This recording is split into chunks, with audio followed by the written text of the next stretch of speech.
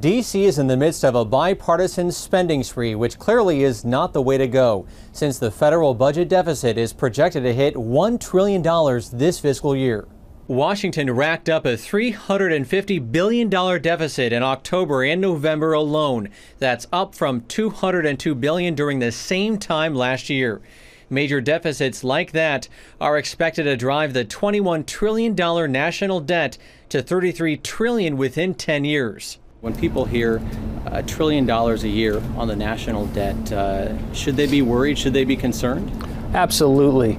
It is a major problem. Russell Vogt is the Deputy Director at the Office of Management and Budget. He's now taking charge of the agency since OMB Director Mick Mulvaney shifted his focus to his new role as White House Chief of Staff. We're still in the middle of the transition, but we are going to be running it smoothly and orderly. One of the things that we have prioritized is trying to find ways to reduce spending. Vogt says one way is to find programs that are no longer used or inefficient. He also calls on Congress to practice restraint on spending. Russ, what do you say for people calling out for demands for tax increases to kind of offset the debt? This is where we would have a dispute with them. We don't think that the revenue side is where the problem is. You look at what Americans spend in food, clothing, and shelter, and it amounts to about $4.6 trillion, right? We don't think that, and that's generally what we spend in terms, or what we take in revenue.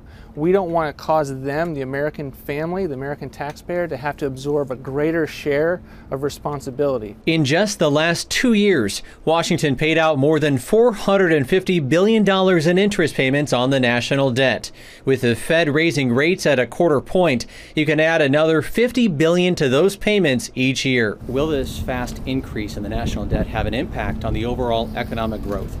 Eventually, it certainly will. One of the things that we're very concerned about as we look 10 years, 15 years out into the time frame is the extent to which debt will lead to interest costs that eventually exceed even what we spend in the military on. Now, federal borrowing continues to rise thanks to Congress voting to suspend the debt ceiling earlier this year. The government won't face any borrowing limit until March of 2019. Ben Kennedy, CBN News, the White House.